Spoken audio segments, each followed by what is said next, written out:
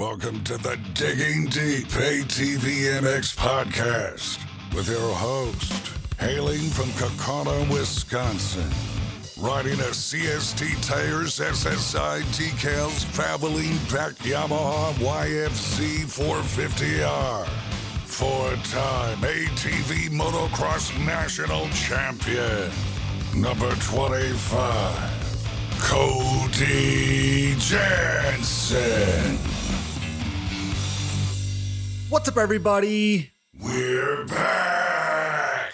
Welcome to the latest edition of the Digging Deep ATVMX Podcast, episode 169 of the Digging Deep ATVMX Podcast, presented by our title sponsor, CST Tires, in stock and available for purchase today at shop.csttires.com. I'm your host, Cody Jansen, saying hello to our more than 293,000 monthly Digging Deep listeners in all 141 countries in which you are listening, and this is an episode featuring one of my favorite all-time ATV motocross riders, and she's retiring. Kinsey Osborn is, in my expert opinion, the greatest WMX ATV rider of all time. 4 straight national championships, perfect seasons, a win streak that may never be touched. But the 2025 season wasn't easy. A disastrous opening round, more pressure than ever before, and the arrival of world-class challenger Emma Ray from Ireland turned into the toughest fight of Kinsey's career. Kinsey dug deep, delivering when it mattered most and capturing yet another title, and then, in a moment that stunned the entire sport, announced her retirement while standing on top as just a college sophomore. Today, Kinsey joins me to talk about the pressure, the decision to walk away,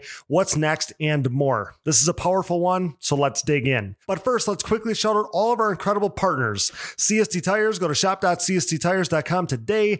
Yamaha, thanks to Blue Crew. Thanks to SSI Decals, Valvoline, DID Racing Chain, Launderville Steel Enterprises and Concrete Supply, DP Brakes, Impact Solutions, and Ultimate Poly Products. UPP Racing, our choice when it comes to case savers, chain sliders, intake manifolds, and more. Use discount code DIGGINGDEEP15 at uppracing.com. Support all the great companies that support us, and for any products that fall through the cracks, click that Rocky Mountain ATVMC banner on our website. It's that time of year. It's the off season. You're probably grinding away in the shop or the garage. And we both know you and that machine of yours both could use a little TLC. No matter what off-road gear parts you need, Rocky Mountain ATVMC has you covered. But before you buy, simply click that Rocky Mountain ATVMC banner on our website. By using our specific link, we get a percentage of what you buy on the back end, enabling you to help us out while purchasing the parts you need anyway.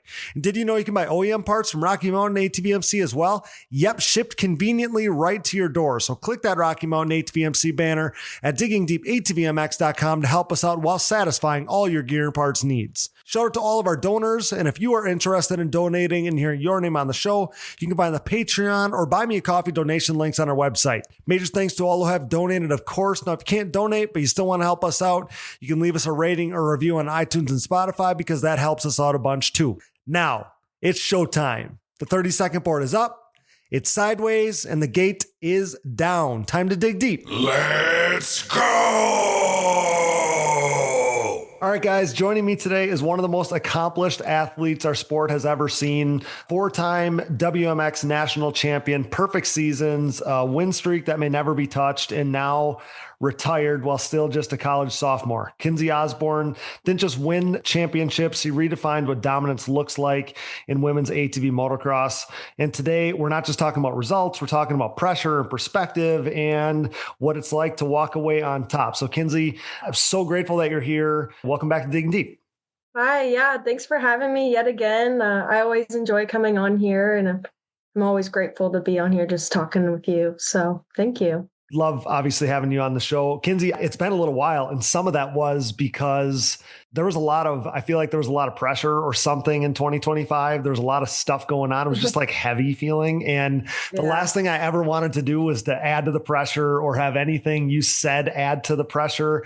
So I wanted to have you on. I mean, you, I think, know how we covered WMX racing in 2025. It was amazing. I loved every step of it, but I didn't want to talk to you in the middle of it because you were locked in a battle. Yeah. There was a lot of emotions, obviously, going through this past season. Yeah, you're right. I probably would have declined the mid-season check-in just for like my mental sanity. Mm-hmm. But I'm glad it all worked out and we all stayed safe and healthy in the end. But yeah, it was a tough season, and your endless support on social media was it was great. I feel like it really drawed a lot of people in besides the people just watching in person and the people who already go to the nationals. It was definitely drawing in people just on the internet, letting them pay closer attention to WMX when they may not have ever before. So yeah, there was a lot of goods and a lot of downs too for the season for me. But I mean, there's nothing to complain about here at the end of the day. And I'm just happy to have been able to be a part of it.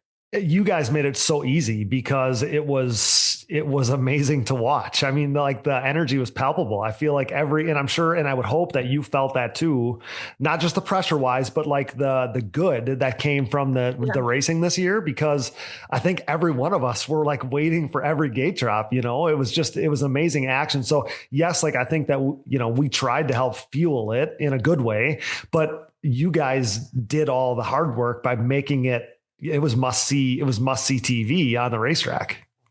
Yeah, I definitely, I don't think I've ever had anybody pay that close attention to a WMX race for me. Even when my first year winning WMX, I feel like this past season has definitely drawn twice or even more the amount of attention than that, which is really cool. And yeah, every gate drop for me, I mean, I don't think I've ever been that nervous before, honestly. Not for like safety reasons, just like how it's gonna go. I mean, I feel like it was pretty even down the whole stretch. And I feel like a lot of it came down to the starts at that point. So I feel like the starts have always been the place where I have the most nerves. So it was definitely doubled this past season. But once I get through like that first turn and kind of feel out what's going on and assess my situation, then I'm okay. But yeah, a lot of emotions for sure. Okay. So, and I think so many people listening can relate to that, right? I mean, you all feel those emotions, and I've always felt like, being emotional, being nervous, that means you care. The moment that you're sitting on the gate and you're not nervous anymore, you might as well not be there, because it's like you don't care anymore. That being said, as soon as the gate goes down, it's like that those nerves go away. You're not nervous rounding the first corner. You're not nervous on that first lap. Everything goes quiet, and now it's you and the racetrack. And we'll discuss this as the conversation goes on. And I think I said this on the stage at the banquet, what you did this year, especially down the stretch, the way that you stepped up every time it was needed for, this last title of yours was so impressive. So like I said, we'll get into that. So kind of fast forward. Yeah. I had a feeling, like nobody told me, your dad didn't tell me, you didn't tell me, nobody in the know told me. I had a feeling where this was going, though. I could just feel it. I could feel it all year long. And I don't even know when you knew, but take me to that Saturday night at the banquet. You take the stage, and it felt like, and I don't know if you felt it the same way I did, but it felt like everybody was hanging on to your every word. Like the place went quiet. Yes. Kinsey, it was the quietest it was the entire night when you started to talk. So take me back to that Saturday night at the banquet. What's going through your head before you grab the mic and announce that you're retiring? Yeah. So usually I'm a pretty planned person. So every year for the banquet, I try to at least like have a rough script in my head of what I'm gonna say. But for some reason this night I was just like, I'm just gonna like let it flow, like speak from the heart. I didn't have much planned at all. So I was obviously pretty nervous before going up there. And like you said, like once I started talking, it's like you could hear a pin drop in that room. Yes. And all eyes were on me, and I feel like my voice got a little shaky at times, but that's just kind of how I get in those kind of situations. But I like to say I handled it okay, but I just kind of spoke whatever came to my mind, and I just wanted to say the best things about the sport and how it shaped me as a person and what it did for me.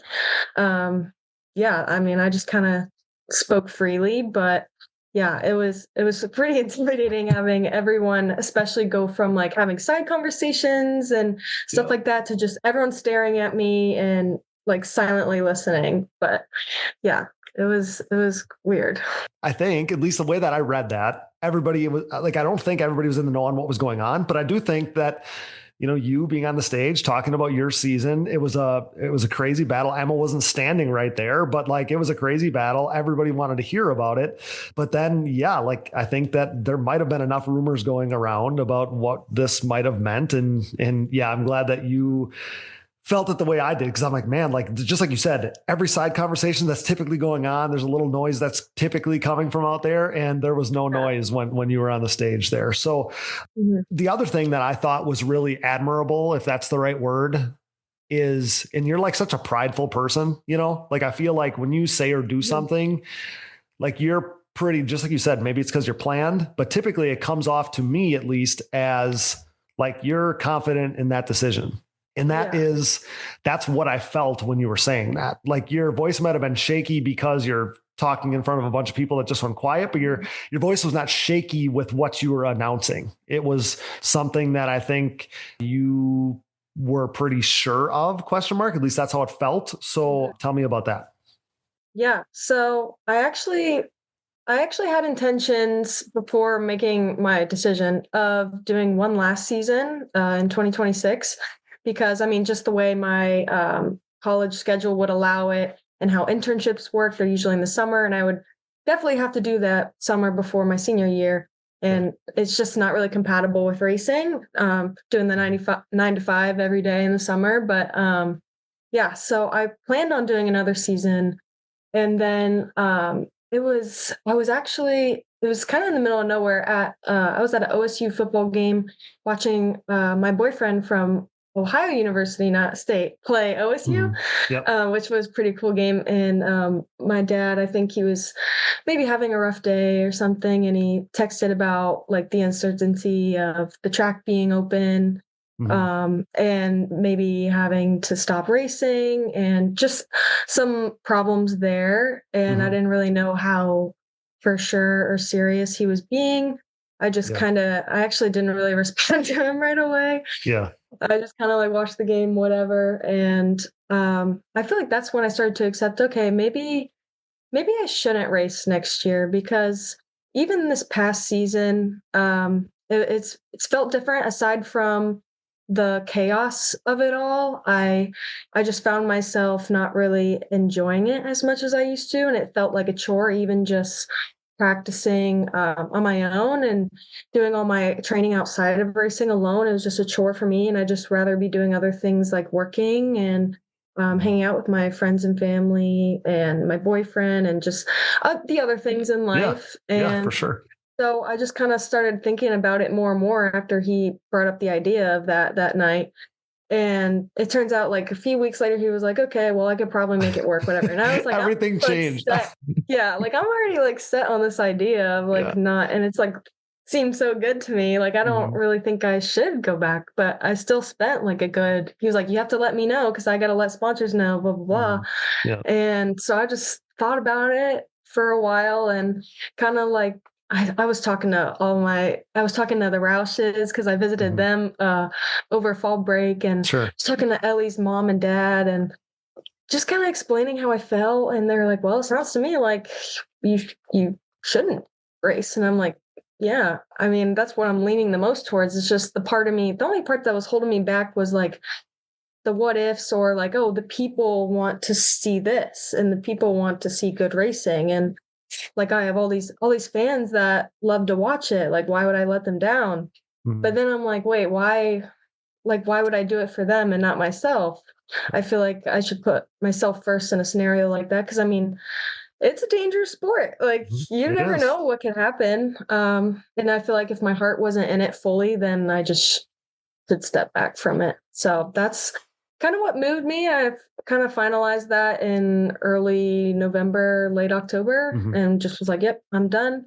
And my dad was like, okay, we'll keep the quad for just riding around on weekends. Yeah. So like, I still ride, but like, of course, just without the pressure of racing and being expected to win and hit certain marks. I feel like it'll maybe resurface the love of the sport to me and just let me do what I love to do without any like pressures. Exactly. Me, I guess. So. And I guess that was the other thing that I wanted to make sure, because like you use the word retirement, as like, I'm not racing anymore or whatever. I'm not racing full time. I'm not racing for championships anymore, but like your ATV racing, your family owning Briarcliff, your dad will always be in, I would think, at least it seems like you'll always be doing this in some way, shape or form. So like, you're never going to be totally removed from it. So it's not like you're not going to ride and in those things. So I'm glad that you outlined that so that everybody knows that, because that word retirement is weird. It's not like you're riding off into the sunset and nobody's ever going to see you again. That's not it.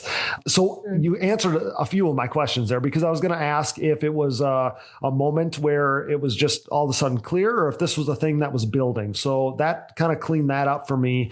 The other thing, and you've always handled pressure so well, but the season felt different. And that's why I thought maybe it was a building thing, because you and I had enough conversations throughout the season, not on the show, but like just, chatting about the races, that I know that you felt pressure. Like I know you felt, and probably came from, a 45 moto win streak and multiple titles coming in. And, it's certainly, like, it's human nature to feel pressure from that. You're just going to, because there's only one place to go from there. So you come in, you have this really long streak, and then all of a sudden you're faced with the toughest competition of your career. And there was definitely a weight and a heaviness. And that's why I wondered if, things had been building, but it did feel a little bit different this year. It wasn't so, I don't want to call it carefree, but it was, you were always, always happy. You're always happy. You're just a happy person. Naturally, you're a happy person.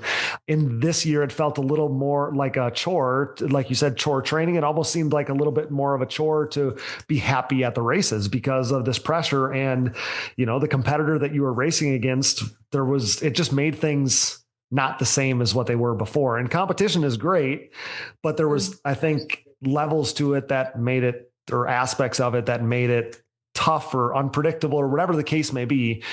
There was just something different about this year. So then to kind of wrap a bow on that, I mean, from my perspective, the way that it went, the way that you never backed down, the way that everything didn't go according to plan.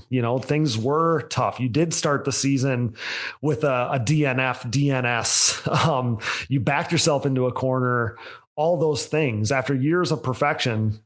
Like that had to take a mental toll on you, I would think. Yes. And I'm assuming that, then that ramps up the pressure so much on you going forward that, yes, like that's really tough. At the same time, I hope that you're able to look at it now like, damn, I did that, because it wasn't easy. Like you took the hard route, not by choice, obviously, but the way the first round went, to wipe out your throwouts, basically, to have your back against the wall, to have no room for error, to have to step up the way you did every time you did this season, every pivotal moment winning. I really, really, really hope that maybe it wasn't happiness like in the moment. Cause it was like, I'd talk to you after the races and you wouldn't even be like, it didn't even seem like you were riding the high, you're just so even. Yeah. Key. But I really, really, really hope you're able to feel that now, like, dang, like that was tough, but we did it. I really hope that it's a happy memory, because I think I said to you too, like 20 years from now, 10 years from now, whatever, 5 years from now, whatever the number is, this season's going to be the one you remember most. The other ones are just going to blend together because you won so much. And this one being tough and still winning the damn thing, I hope it's a happy memory in the end. Yeah. Oh, it for sure is. Even though it was an unexpected ending, like I didn't really plan on the last round being my last race, but I'm happy with the way it ends. Like I just that was part of my thinking process too. I was like, I could just end on a high and just be done. And my mom was agreeing with me on that. Well, she actually mentioned that first, you're right. But throughout the whole season, I mean, this was kind of the first time I've ever really experienced, I wouldn't say hate online, but just people not really being a fan of me, or if they were a fan of Emma instead. And that was just my first time really experiencing anything online negative, I guess. Yeah. And at the beginning, I hate to admit that I was looking at every Facebook comment to the point where it was driving me insane, affecting me mentally. So I just stayed off Facebook pretty much for the rest of the season. And the only time I really heard anything is if someone would tell me by word of mouth. But and then I would kind of, even when they did, I'm just kind of like shooing them away. Like I don't, like la la la la. I don't want to hear it.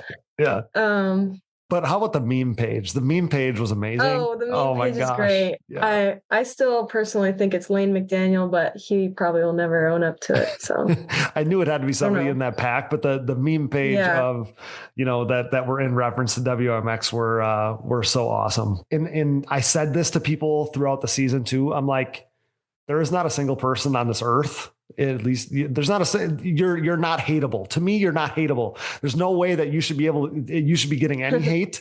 You can be a fan of another rider. You can be a fan of Euro ATV racing. That being said, I don't think that you can not be a fan of Kinsey Osborn, but I think you got the last laugh there. But so to close out the season, you go on this four-moto win streak, and there was a period in the middle of there was almost like every other, right? I mean, Emma didn't get a ton of, I think she might've only got first and at the first round. One other time did she have a 1-1 at a race. So that didn't happen very often, but you were swapping in the middle of there, and it's hard to make up ground that way. So late in the season, you go on this four-moto win streak, and you told us how important those starts are.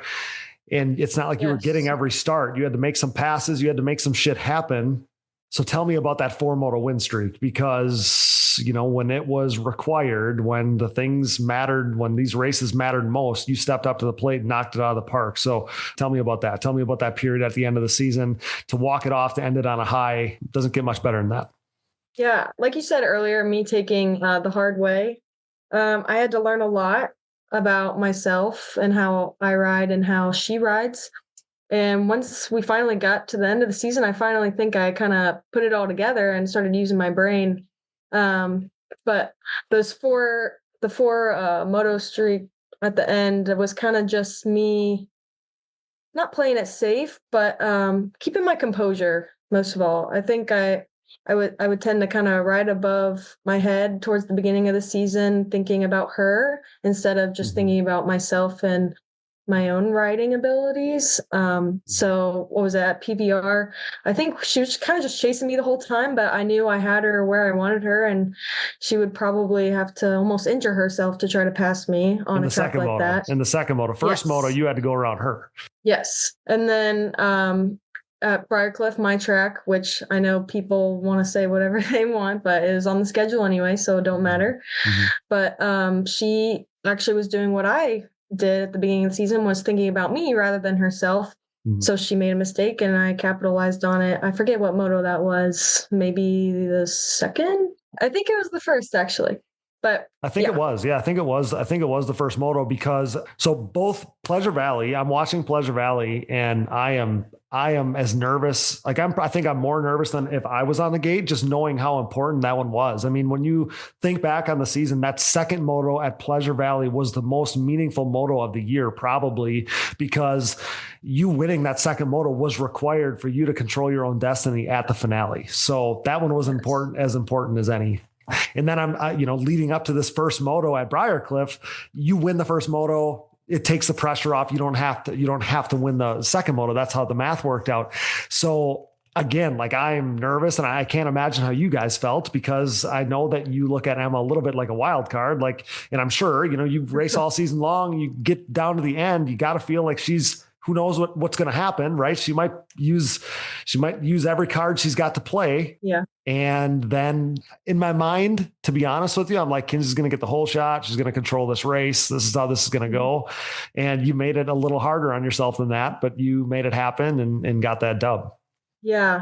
Yeah. And going back to like the wild card thing, I think I was just mostly expecting some physical toughness on the track from her. Nothing crazy, but I mean, like, I know she's not afraid to get in there and make room if there's not room. So I feel like I just try to stay strong and keep that in mind and don't leave any doors open. But other than that, just focus on myself and just staying in control above all things. But as far as like winning the motos, how you said, I never really like felt the high after each one. I feel like it was mostly just like a big sigh of relief and like, okay, like move on to the next one. Like I was counting, when I tell you I was counting down the days till the season end, like I don't know why I was like so stressed and overworked about it, but I was always like, after each round, I'm like, you only got like this many left or this many motos left. And yeah, I feel like that's what mostly took the fun out for me.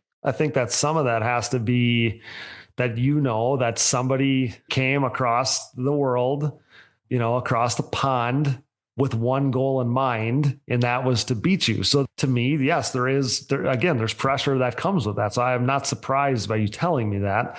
That being said, like, Emma being here inevitably raised the competition of the class. It raised your level for sure. And, again, I hope that you're able to think about this all positively in the end, just because, you said you learned a lot about yourself and the way you ride and, your competitive nature. What sticks with me is the way that you were able to step up to the plate and deliver when it was required. And not every athlete is built that way. Not every person in general is built that way.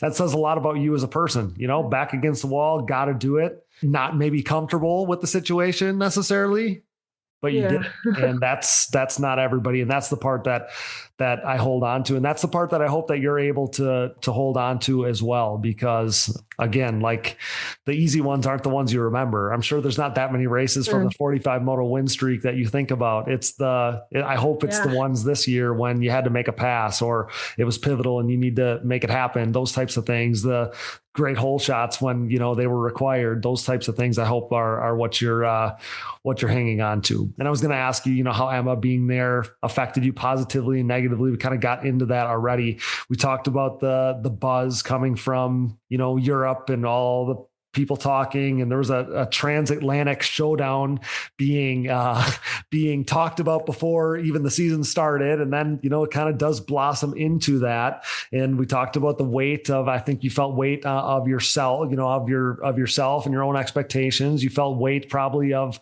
representing ATV motocross in America. You probably felt the weight of all the people cheering for you online.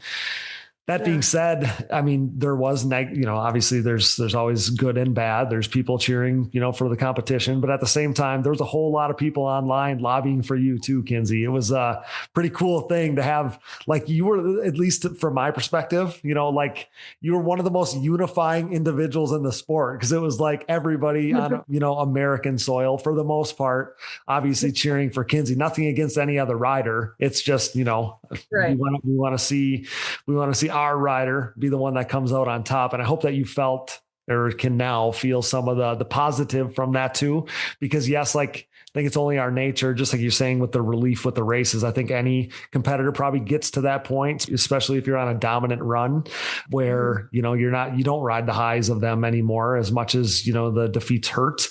That being said, pretty darn cool to see all the people that were cheering for you as well. Yeah, no, for sure. And when I was talking about like the negatives about it, I didn't mean to make it sound like that was all I see in the situation. Right, I, of course, super appreciate everyone who's had my back, not necessarily, or just supported me from the beginning, even before this season. And they never really changed. And they just continually supported me throughout my whole career. And the people who say positive things online too about both of us, and just how great WMX has come from even just a couple years ago.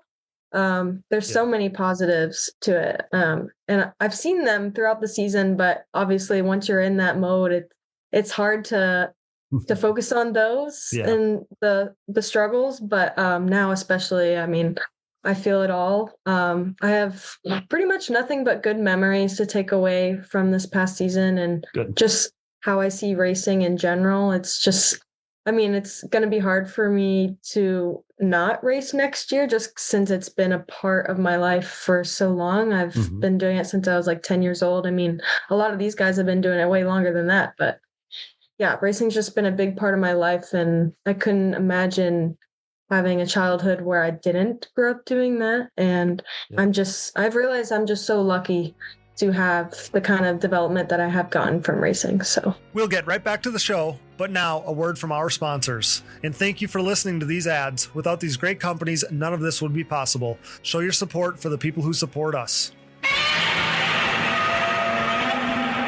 The official tire choice of Digging Deep, CST tires are the choice of ATV racing's elite on the track, in the woods, and every other terrain. CST tires swept the ATV racing world in 2022 as Joel Hetrick, Bryson Neal, and Bo Barron rode their Pulse MXR and Pulse HT tires to an ATV Pro Motocross title, GNCC XC1 Pro title, and 10th ATV Pro Works Racing title, respectively. Led by champion Joel Hetrick and podium contenders Bryce Ford, Jeffrey Rastrelli, and Nick Janusa, CST's Pulse MXR tire is the most trusted tire in ATV motocross today. Available in soft and standard compounds, the Pulse MXR offers the highest level of traction, most predictable cornering, and superior wear characteristics when compared to the competition. And did I mention they have a contingency program as well? Visit shop.csttires.com to join the CST takeover today, or prepare to be beat by someone who did. The best of the best choose CST.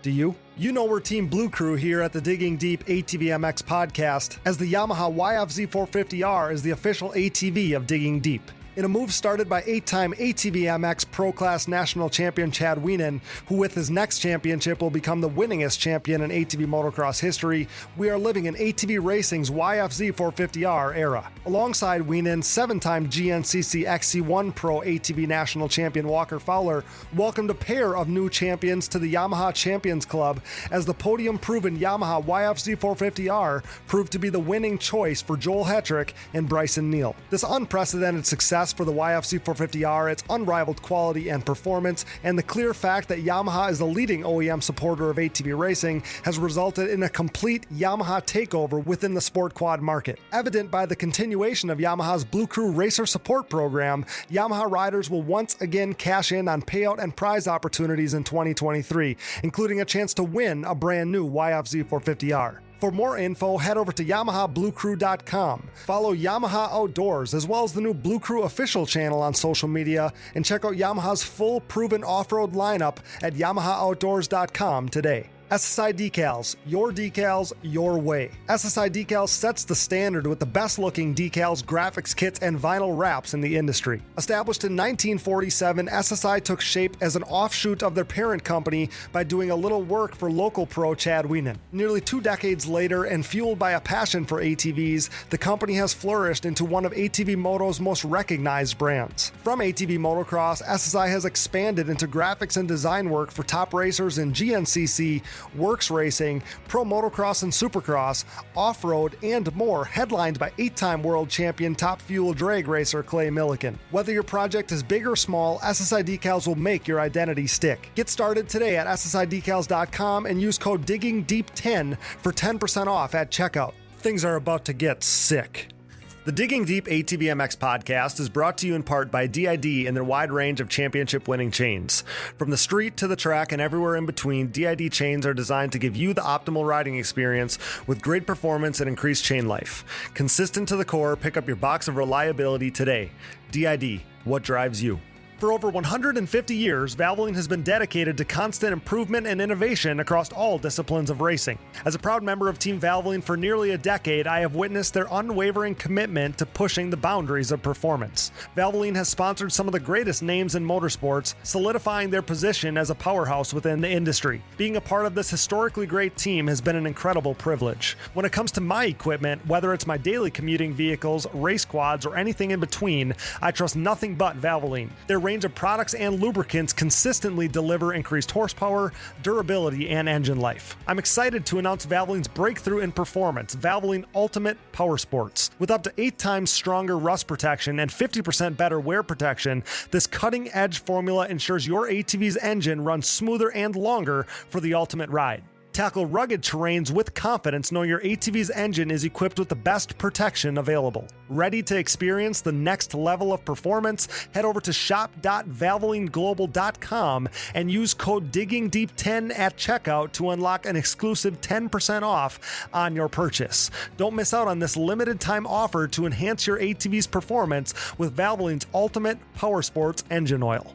Hey everyone, this is Larry Mills, president of DP Brakes North America and proud partner of the Digging Deep ATVMX Podcast. We at DP Brakes are a longtime supporter of ATV racing and the world leader in sintered brake technology, dominating the ATV world for decades by supporting the best four-wheeled racers on the planet. This year's lineup includes Jeff Rastrelli, Mark Baldwin and Baldwin Motorsports, Ford Brothers Racing, Nick Janusa, and many more, including Mr. Digging Deep himself, Cody Jansen, plus all the top 17 GNCC pros such as seven-time champion Walker Fowler, Bryson Neal, Hunter Hart, Cole Richardson, Jared McClure, Adam McGill, and previous champion Chris Borich. These top riders continue to appreciate the high performance and impressive durability that their DP brakes have to offer, products that ultimately help place them on top of the podium week after week. DP brakes are available through www.dp-brakes.com, or you can purchase them through your local Parts Unlimited stocking dealer, or you can even message us, myself, Larry Mills, or DP Brakes on Instagram or Facebook. And if you have any questions about product or sponsorship support, please ask us. We are waiting for you. Join the best ATV riders in the world equipped with DP brakes, and have a great year, everyone.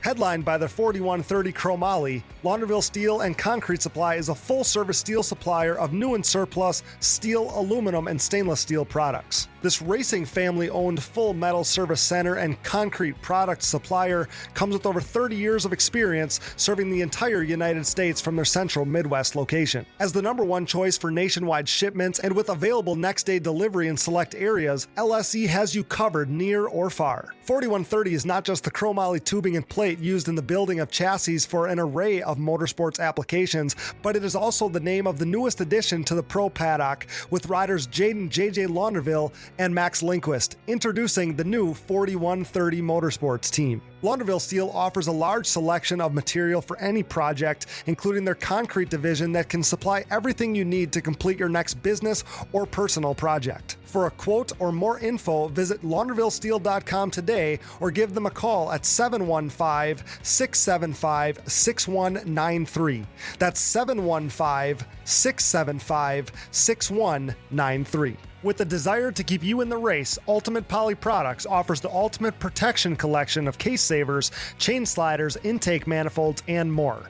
Founded on quality in 1998, this family-owned and operated business produces products created by racers for racers. These industry-leading products are proudly made and manufactured in the USA, with their case savers being made of the highest quality American-made polyurethane on the market and designed to completely conform to your engine case to help prevent case damage from a thrown chain, because no one wants to be a spectator on race day.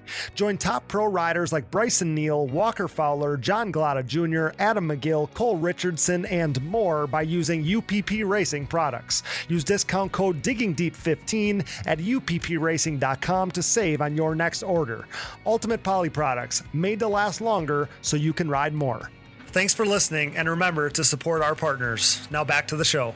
I've realized I'm just so lucky to have the kind of development that I have gotten from racing. So I love to hear that, because, and this is at least the way I feel, like however many years from now, if I'm 33 now, I feel like I still identify the same as when I was 14, as far as like, I'm still Cody Jansen, the racer, like even now, like I'm not racing full time anymore, but like, I'm still like, that's how I think of myself. Like I'm still, that's my ATV racing shapes my personality. It shaped the things I like, and the probably the clothes I wear, and the music I listen to, all the things like that's me, like the racer me, and whatever else exists of me doesn't, like, it's all one. So I'm assuming that, you're always going to think of yourself in kind of that same light there. So, Kinsey, people call you the greatest WMX racer of all time. And by people, I mean me. So 4 titles, perfect seasons. You came back from an injury at one point. That was,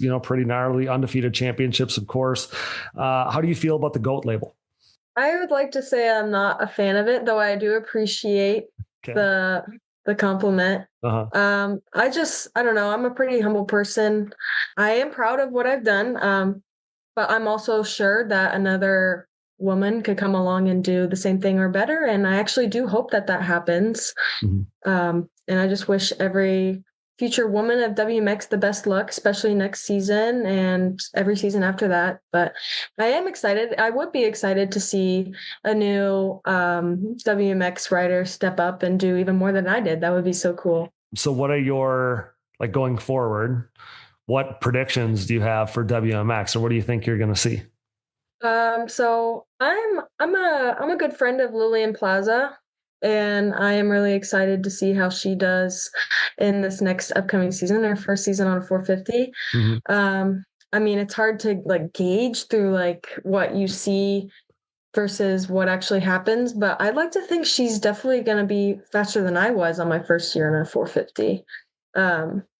She puts a lot of work into it, obviously, a lot of time. She is homeschooled, I'm pretty sure. So she's definitely got the grit and the time for it. And I feel like she can really, really make some history for WMX. And I hope that all goes well for her. And I'll definitely be cheering whether I make it to a race or two, or just like following it online, which I'll probably definitely do. But yeah. My bets are on Lily for next year. We've seen her race with Tegan Bratcher, right? A little bit in the other class, the women's 15 plus class. So we already know kind of where she stacks up. And yeah, like she's, you know, one of the riders to watch as far as potentially at the front of the WMX class. So I knew that that's probably who you were going to mention. So Kinsey, you had that, I don't know what year that would have been, if it would have been the end of the second title, maybe.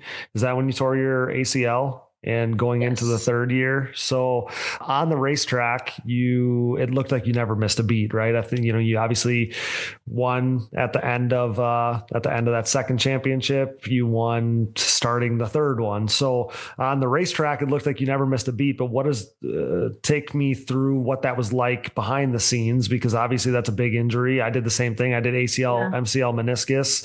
That's a big deal. I know you started riding not that long before the season, all those things. So what do you remember back from that period in your life and your career? Because that's not so, like, people don't see that. Obviously on the racetrack, you made it look seamless, but behind the scenes, it wouldn't have been seamless. So tell me about that. Right. So I can actually just do a recap too of me tearing it. It was at Loretta's in 2022 or 3. I think 22. Okay. It was at the end of the second season, basically. And I was hitting the small triple before you go into Storyland, and it was such a freak thing, like that shouldn't have happened. And it's just like the chances of it happening were dumb. But I hit the triple and I was in first, I'm pretty sure. It was Moto 1 and WMX. And I guess I landed. There's no other option of my leg had to have been locked. My knee was locked and it hyperextended when I landed. Gotcha. Like something stupid that should not have happened. And I didn't really know what was going on. I was just in the moment.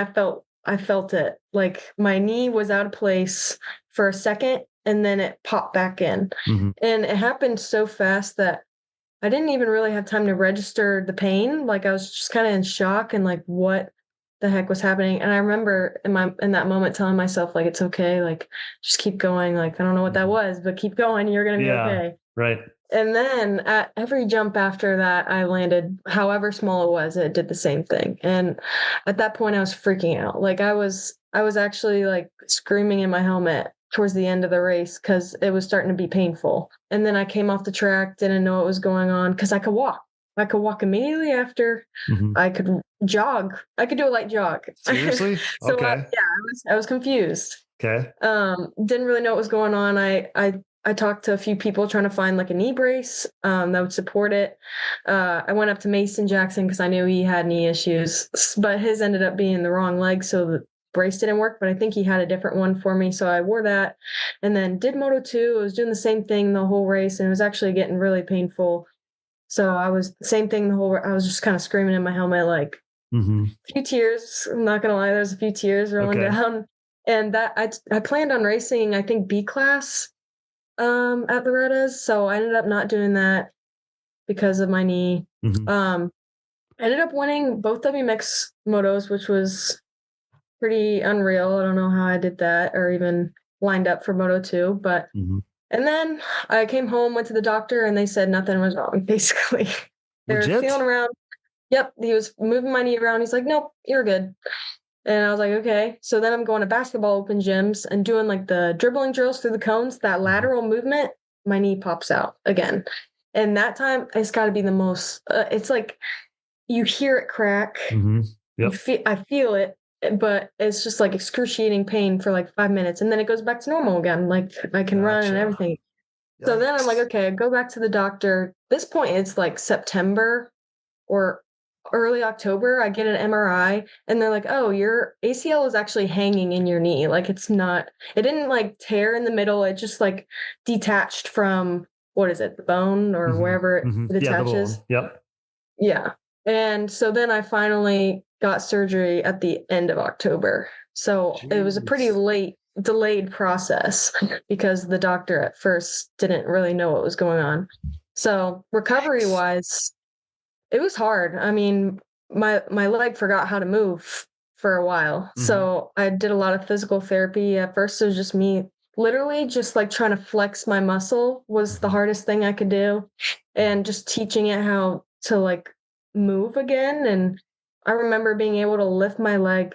They made me do at-home exercises where I just had to like lift my leg up.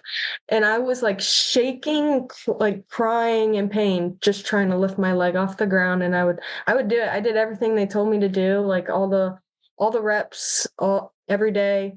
I just did exactly what they told me to do. And I healed really fast. Like within like 3 months, I felt normal, but they were still like, you have to be careful type of thing. Yes. Yep. So I did the whole physical therapy thing. And by like end of February, they cleared me to ride. Gosh, that's so fast. That's so crazy. It was crazy that day that they're like, yeah, like, go ahead. I don't think they really understood like what it was though. I don't think so either. I don't think so either. Just like, yeah, sure. You can sit on a quad. Yeah. Yeah. Normally it's, they'll tell you, they told me a year. They told me a year, a legit year. And, it ended up being 6 months or whatever it was. But yeah, I think I got really lucky though. It just being my ACL. I feel like it definitely would have been a longer process if I tore anything else. But yeah. So end of February, they cleared me to ride. And I remember I literally they had a brace that they made for me. I didn't get one after surgery, by the way. My doctor didn't believe in that. He gave me crutches, no brace. And I just went about my day every day. What? Yeah. So my doctor was the opposite because he's like, you're in a school with people who are horsing around. Like you need to wear this Donjoy full time. And I'm like, I didn't want to be that guy, but yeah. Right. Yeah. So I had no brace and crutches at school. So that might have raised a few like suspicious like thoughts from like the people at my school, probably like, is she even hurt for real? But yeah. Right. So I was like, oh, this was such a like happy day. I was like crying tears of joy on my way home from physical therapy. I was like, I can ride now. So then back down at my track, it's not the main track, but the little track beside it. Okay. Yep. Like the smaller one by the pond. Yep. I was starting on that and literally just like rolling around for a few laps. And then I would stand up a little bit, like I was taking it slow, but like I felt fine. Like I never had any issues like riding. I never felt any pain in my knee from it. If anything, just a little weaker, but I was still working on that. But like you said, they tell you at 3 months or 3 to 6 months, it's going to feel really good, but it's not strong yet. Yeah. Right. So I was still being cautious in that aspect, but, to this day, I've never had any pain in my knee. I've never had a single problem since surgery. Yeah, that's amazing. Yeah. And I tell people now, I know Jaden Powell has like a knee issue going on right now. And I told him, I'm like, to this day, like I said, I had major stuff going on, like ACL, MCL, meniscus. You had major as well, ACL. I told him to this day, it's my stronger leg. It's my stronger knee. Yeah. Yeah, I'm actually, I've heard people say that too before when I was actually recovering. I'm like, I just don't believe that. Like, there's no way.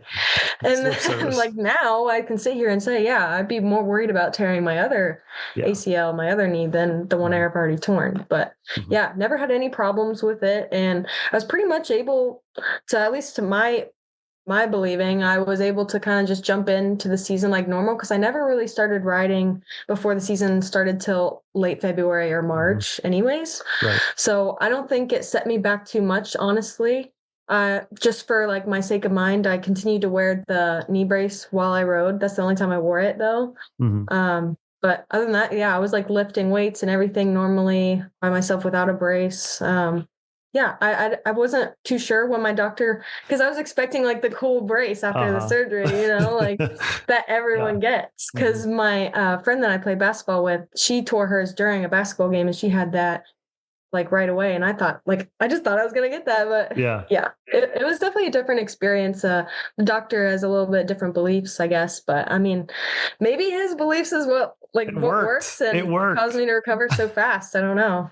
I know that some people do believe it. I haven't really heard it with ACLs, but some people don't believe in braces because then you rely on the brace and not strengthening that, that muscle or that tendon or whatever the case. But I'm glad I asked because like for me, it was a lot of years ago. I tore my ACL in 2007 and I still wear those braces when I ride to this day. I wear them on both knees. I actually stopped wearing mine just this past season. Oh, did you really? Okay. Yeah. Kinsey, we touched on it a little bit already, but obviously for most of your life, you were Kinsey the racer, and now you're Kinsey the college student, the girlfriend, the quote unquote normal human being.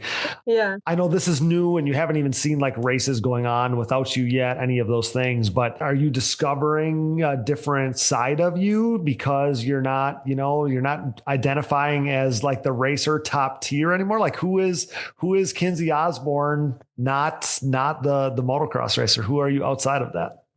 Yeah. So actually this past year has been really cool for me. Aside from racing, I've been growing a lot in my faith.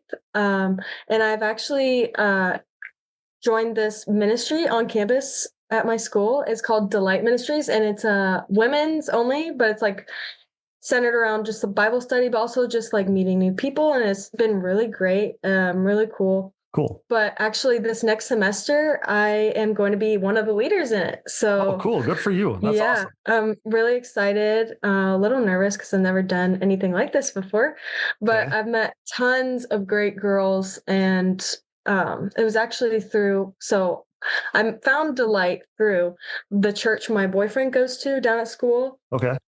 Which is also a great church. Love it. I've never experienced any church like it before. But so there's a girl in there who plays guitar, and she also does what's it called? Like she's a trainer, but not a trainer. She's like a student trainer for the football team at my school. Oh, like an athletic trainer type deal? Yeah. Okay. Yeah. And she knows my boyfriend because she has to like tape up and whatever before practice. So she I didn't really talk to her because I was like shy. And she came up to Miles after church one day, my boyfriend, and told him about Delight, and that's kind of how I got into it. But that's awesome. It's been great. That's awesome. Good for you. That's a cool thing. And I hope that you were going to have an answer for what you're able to, other things you're able to do, because you're not as locked down training and racing and schedules all gnarly. So that's awesome. And maybe I'll have some time, come up to Wapaka in the summer more. Yes. That's so funny. So funny you say that, because for the listeners, I see on Kinsey's story on social media like about a week ago at this time. New Year's. You check in and you're in Wapaka, Wisconsin. And that's, my wife works in Wapaka. That's like 20 minutes from our house. And I'm like, are you kidding me that you guys were in our backyard? Like, this is not a, I mean, it's a very nice place, but it's not a place people like travel to really. I don't feel like So yeah, that was funny. So yeah, hopefully you guys do get back up here, and that would be really fun. And like my wife was telling you, it's a cool place in the summertime with the chain of lakes. It is a zoo in the summertime because, everybody comes out. Everybody comes out for it. But yeah, it'd be fun to have you guys up here. So growing up racing, Kinsey, with the boys, and coming from a family that runs obviously a top motocross facility, how much of you do you think was built? Like how much of who you are was built before you ever lined up to a national? Because you were already kind of on a path to like who you could be just because of the family and your dad. And, then you race with the boys and, you become, really good, like that helps you, kind of advance as a racer. And we even saw that in recent years, racing with the guys and racing up front in some of the top classes and the A class and the B class before that, all those things, 250 classes, gnarly as could be. But a lot of you, that path was kind of set for you almost, and I think, and this is something that I've said to you before, but what a special thing where your dad and your family, because obviously mom is involved, to have everybody in the family have a shared passion of sorts. That's a pretty special thing too, because not everybody has that. Yeah, no, oh, man, where do I even start? I mean, I've said this a tiny bit, the banquet, but if I had to pick like a percentage of me that like racing has developed, I would say a good 90% of myself.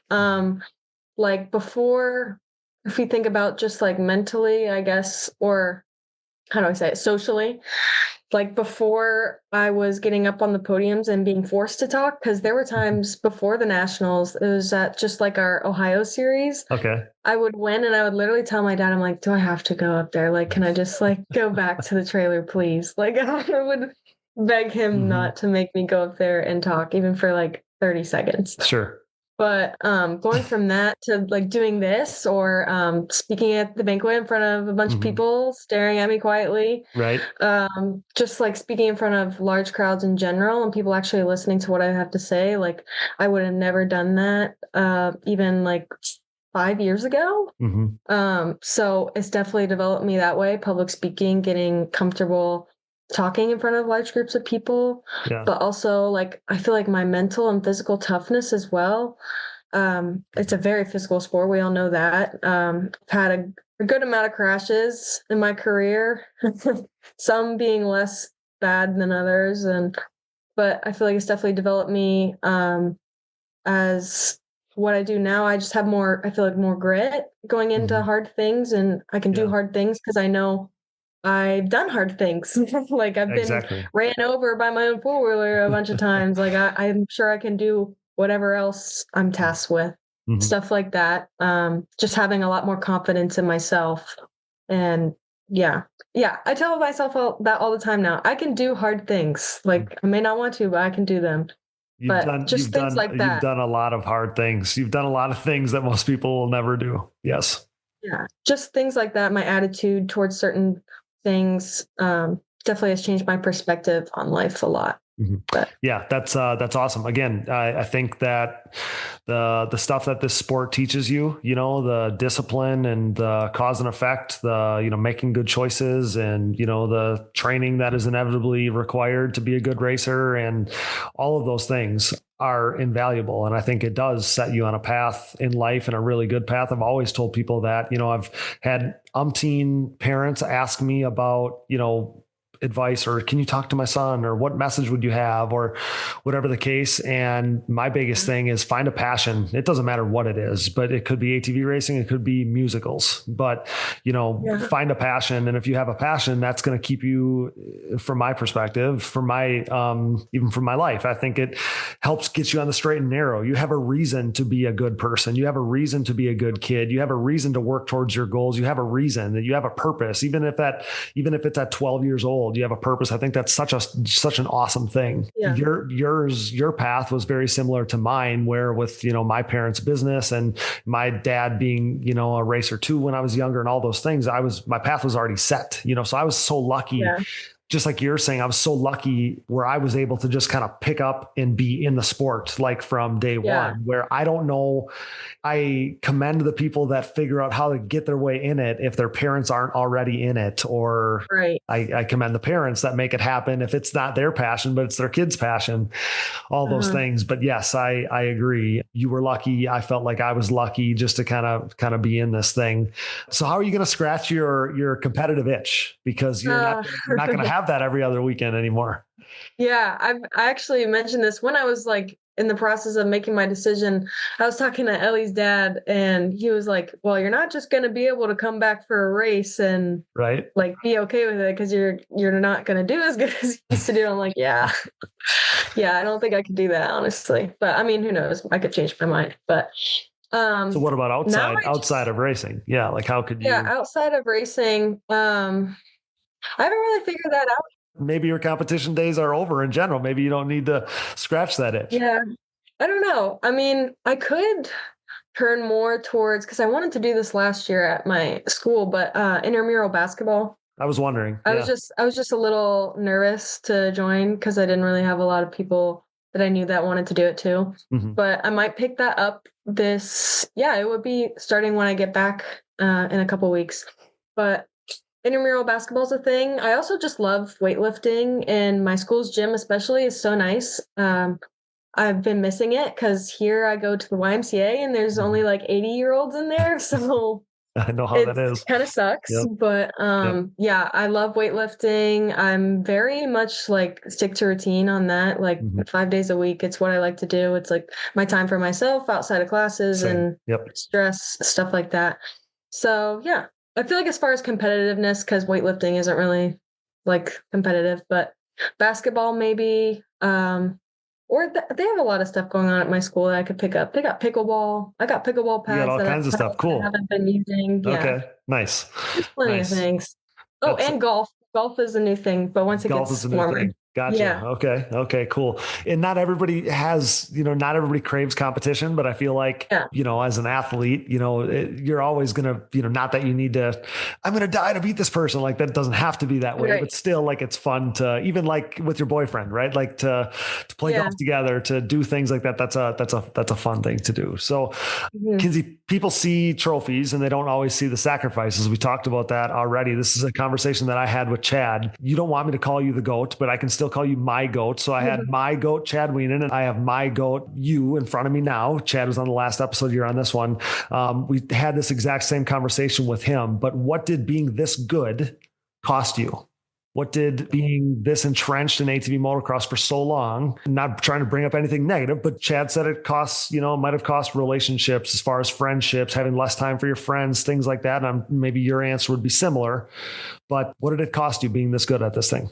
I think aside from, even though I was fortunate to have a father who paid and provided for my whole racing career, aside from financials, it definitely costs a lot of my time. I feel like for a little bit, I didn't really think of it too much, but especially like this past year, like I had noticed I just didn't have time, like especially working a part-time job and trying to ride anytime there's good weather in Ohio, which wasn't a lot. That's what you said. Trying to work a job part-time, save money for school, and also like race at the highest level that I can and pour all my effort into that. And then on top of that, whatever sliver I had left, give to my family, friends, and whatnot, and things that I actually like to do outside of racing, especially in the summer. I love to tan. Tanning's my favorite thing to do aside from like physical activity, I would say. Okay. But like, I just realized man, like it's not enough time in the day for me. And that's kind of what was wearing me down for a while this past year. And maybe even the year before that, I was kind of like, okay, like when is this going to end? When am I going to have enough time for other things? Yeah. But so time, less time with my friends. They were hanging out all the time. And I'm just like, sorry, I have work. So I have to ride. I have to do this. Like there's always just other things I had to do other than like having fun, if you want to put it that way. Yeah. But yeah, I mean, there's so much sacrifices from my mom. I mean, my mom, she loves to do mom things. She likes to go on like traditional vacations, and the track is not her idea of a traditional vacation. And I mean, it's not for most people that aren't in racing, right, which is completely valid. Same with my sisters, like they just didn't really have an interest in like spending their extra time there. Right. And I mean, if I didn't race, I wouldn't want to either. So there was a lot of sacrifices from all ends of my family, but they continue to support even when they may not have wanted to. But yeah, there's just so much that goes into it. And I would actually be curious to know how many like hours of my life I've spent just riding. Like there's no way to quantify. Yeah. A lot goes into it. We all know that. But yeah. But I think the path that you've shown and the conversation we've had, the way that you've talked about it shaped you as a person, all those things, it seems like you wouldn't trade it, and it's been an invaluable thing for you. So, and you've been such a phenomenal ambassador for the sport. It's been amazing. I mean, to hear you talk about how, Dad, do I have to go up there? Do I have to do this? To thinking about that little girl turning into the awesome advocate, the awesome ambassador that you went on to be for our sport. I mean, every little girl, small little ATV racer looks up to Kinsey Osborn because, you're the top dog. So that's a pretty special thing. I give you so much credit for the awesome job that you've done in that role, because that isn't a role you start racing and sign up for. You didn't take the first gate of your first season in WMX at Daytona there. You didn't take the gate there saying, okay, I'm going to be, a few races from now, when I start this streak, I'm going to become the ambassador. Like, you didn't look at that. That's not the way that works, So I give you credit for, as you turned into that ambassador, you took the torch and did a phenomenal job. So I give you a lot of credit with that. So if there was a 12-year-old, little girl listening to this right now, dreaming of WMX championships, what do you want her or her parents to understand about this path, or what message would you have for them? I mean, I don't want to be stereotypical, but I would say that you get out what you put in. If you put in the work, and if you just make it through the difficult times, it will pay off eventually. And but I also tell her just to enjoy it while she can, because it doesn't last forever. I mean, for some people they might be doing what they love for as long as they can, but we all have to grow up at some point, and some people choose different paths like I did. So I would just tell them to enjoy every memory and just soak it all in, make as many friends as you can. But yeah, I would say you can do hard things, and you will do harder things. And this is just a step in you becoming who you are. That's an incredible message, and something that we've seen through you. You've lived it, and it's been fun to hear you outline it as well. What an awesome way to end it. Kinsey, I would ask you if you had any other parting words, but I think we covered it all. And I think that we kind of threw it all out on the table. And like I said, what an awesome way to end it, with a message like that to any young riders out there. Again, I give you so much credit. The run that you had, to have never lost a WMX title is amazing. To go on a 2.5 year undefeated streak is incredible. To see what you did this past season when, things weren't easy, but I would argue it's the most meaningful title that you had, given the circumstances, and then all the success that you had, in the guys classes too. It was pretty awesome to see the run that you were on. So just because you don't want me to, I won't call you the GOAT right here, but having seen a couple different eras with, some really good girls. And when I was younger, it was the Heather Birds and the Angela Moores, and, some of the girls that are thought of as the top tier in the history of women's ATV racing. I don't remember seeing a rider handle all of it the way that you did. So again, congrats on a killer career. I can't thank you enough for coming on. I'm glad to make this happen. And I'm glad that you were able to end the thing the way that you did. So I wanted to have a lot of these conversations in the middle of the year. Wouldn't have been like this. Would have been a little bit different conversation. But I'm excited that we were able to circle back and relive what was in the end an awesome season for you. And again, congrats on everything. Congrats on retirement. Congrats on all the things going on outside of racing. And we just can't thank you enough for having you on. Yeah, no, thank you again, Cody, for your endless support and coverage of WMX. I mean, anything there was to cover, you covered it all. And I really appreciate it. And it was just so great for WMX, and just a win for the ladies of the sport. I love coming on here, and I'm thankful we got to work it out, because we've both been busy texting back and forth trying to make something happen. But yeah, thanks for having me on again, and for your support.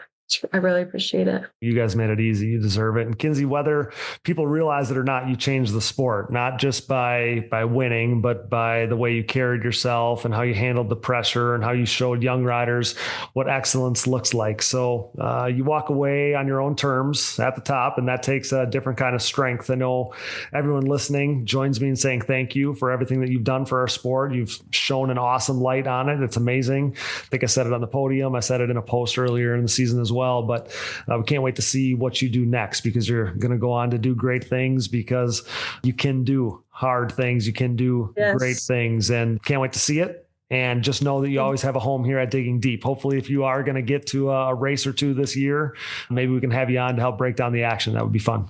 Yeah, I would love to do that. I should be able to make it to one or two now that I got some more free time There on you my go. hands. But yeah. There you go. Awesome, Kinsey. Well, thanks again for everything. Thanks so much for your time. Enjoy the rest of your break. Good luck in your second semester, and we'll talk soon, okay? Thank you. Thank you. Thanks for having me again, and you have a good one as well. Awesome, Kinsey. Thanks so much. Man, what a conversation. Kinsey Osborn did everything that there is to do in this sport, and she did it her way. Walking away on top takes a special kind of courage, and I'm grateful she trusted us with her story one more time. Huge thanks to Kinsey Osborn for joining the show as this week's featured guest. Thanks to producer Dallas Jansen, my brother, for all his hard work. Thanks to my wife, Brooke. Thanks to AMA official Harv Whipple. And thanks to all of our donors. And thanks to all of our partners. CST Tires, go to shop.csttires.com today.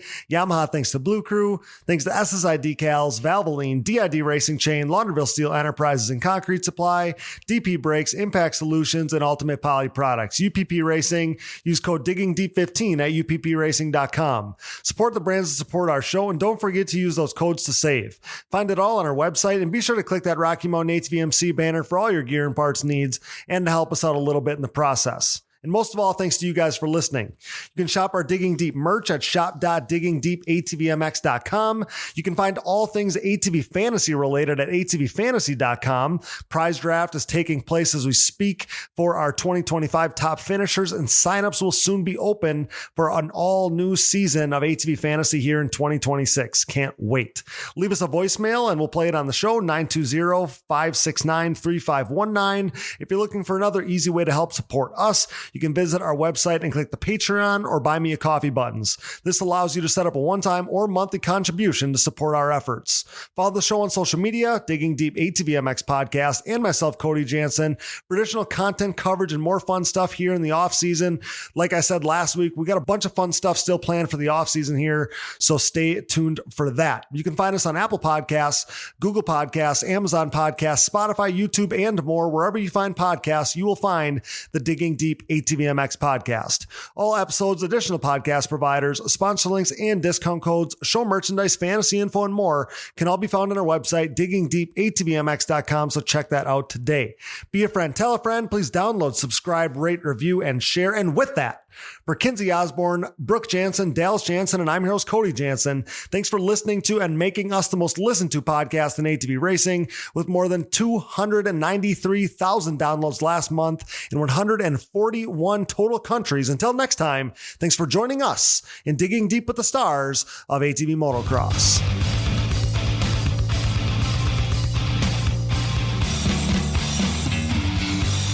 Things are crashing and burning here at the Digging Deep podcast, much like the Titanic. Those guys were hauling ass, for real. I remember watching Doug Gus, I don't know who it was, Steel City, running the same times Friday afternoon as James Stewart was on Sunday back then. It was mental. I've never seen quads go that fast. Quad leaders are freaking gnarly.